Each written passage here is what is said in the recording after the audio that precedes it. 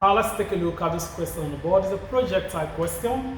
It says a projectile is fired with a velocity of 20 meters per second at an angle of 40 degrees to the horizontal.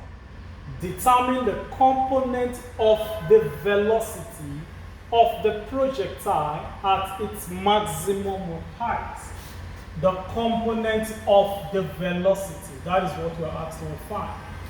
First of all, when an object is projected at an angle theta to the horizontal,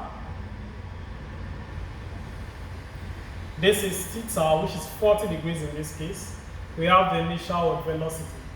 Now, this initial velocity has a horizontal and a vertical component, and we are given that the velocity is 20.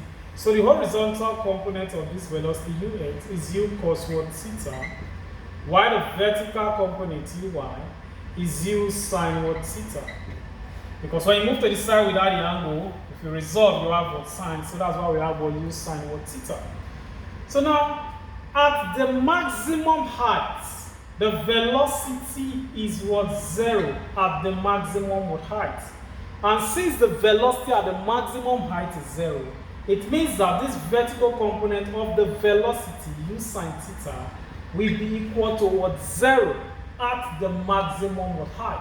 So the only component of the velocity that will exist at the maximum height is u cos theta.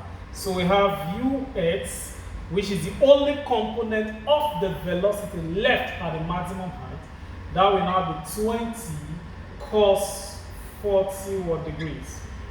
You can evaluate that to get the value, but since we are not asked to find the value, just the component of the velocity at the maximum height, we can leave it in this form. Ux is 20 cos theta, that's the component of the velocity at the maximum height. But at that maximum height, the velocity v is 0. Now that you've learned that, ensure you like, you share, and follow us for more tips.